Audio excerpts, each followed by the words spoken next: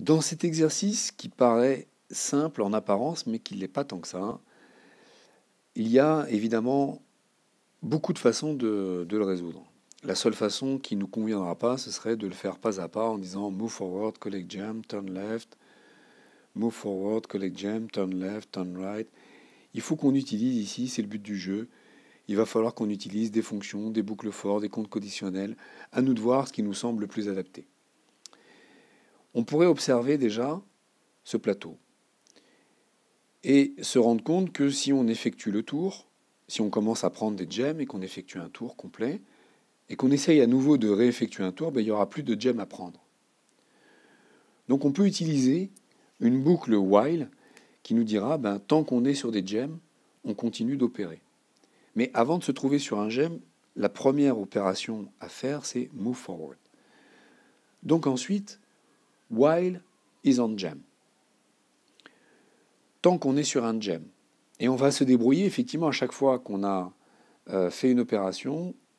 Pour se retrouver sur la case suivante, on doit se retrouver sur un gem. Donc, while is on gem, qu'est-ce qu'on fait? Premier if, bon, si c'est un gem, if is on gem, on le collecte. Collect gem. Et là, pour faire les choses simples, en fait, on va mettre une succession de if.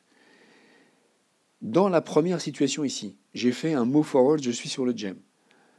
En face de mon personnage ici, c'est bloqué. Qu'est-ce qu'on fait si c'est bloqué? On tourne à gauche et on avance d'un pas pour se retrouver sur un gem à nouveau lors de la prochaine boucle.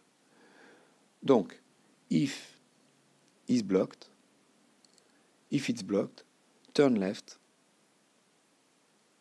et move forward. Maintenant, on peut avoir un cas de situation différent, c'est si on n'est pas bloqué. Parce que ici, quand on sera sur cette case, il va y avoir le test if it's on gem, collect gem.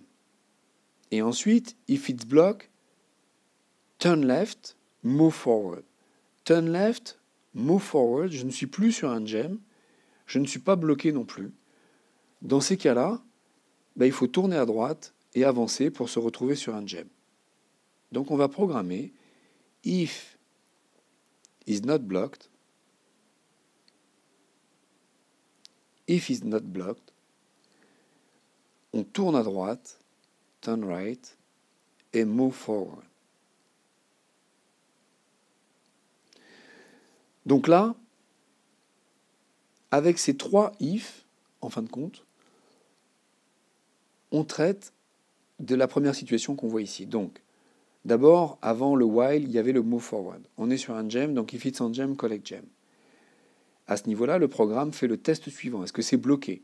C'est bloqué, oui. On tourne à gauche et on avance. Et puis on revient. Alors il y a la dernière question. If it's not blocked. Elle n'est pas vérifiée. Ce if n'est pas vérifié puisqu'on est bloqué. Donc on revient de nouveau au while. Quand on est ici, on revient au while qui dit is on gem? Oui, on est sur un gem. Et là, la question, if it's on gem, collect gem. Donc on collecte le gem. Ensuite, la question if it's blocked, turn left. Oui, c'est bloqué. Donc on tourne à gauche et move forward. Et là, il y a la question suivante qui se pose. If it's not blocked, turn right, move forward. On n'est pas bloqué, on tourne à droite et on avance. Et là, quand on va se retrouver ici, on est dans la même position que initialement. Donc on sait que ça va fonctionner à partir de là. Et on va continuer jusqu'à ce que quand on revienne sur une de ces cases-là, eh bien, il n'y ait plus de gem. Quand il n'y aura plus de gem, le while is on gem ne fonctionnera plus et il s'arrêtera. Alors, c'est un peu complexe et c'est peut-être l'occasion de regarder ensemble une des possibilités que nous offre Playgrounds, c'est d'avancer dans mon code. Quand on fait avancer dans mon code, Playgrounds vous indique ici, étape par étape, ce qu'il est en train de faire. Collect gem, if it's blocked, turn left, move forward. If it's not blocked, c'est pas vérifié et il revient. Je vous laisse observer que le programme nous montre avec la flèche quelle instruction il est en train d'opérer. Comme ça, on comprend mieux comment ça fonctionne.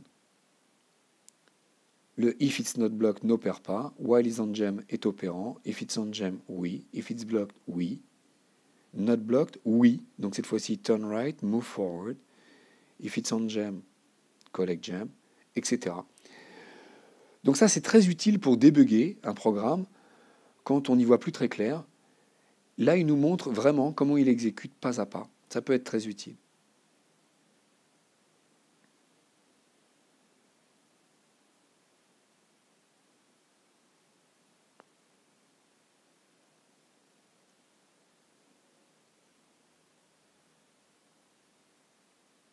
Donc vous voyez qu'il continue, not blocked, il avance, et là le while devient inopérant, puisqu'il est sur une case où il n'y a plus de gem, donc le while s'arrête. Donc là on voit que ça peut être très utile d'utiliser ce avancer dans mon code, et si avancer dans mon code va trop vite, on peut utiliser aussi avancer lentement.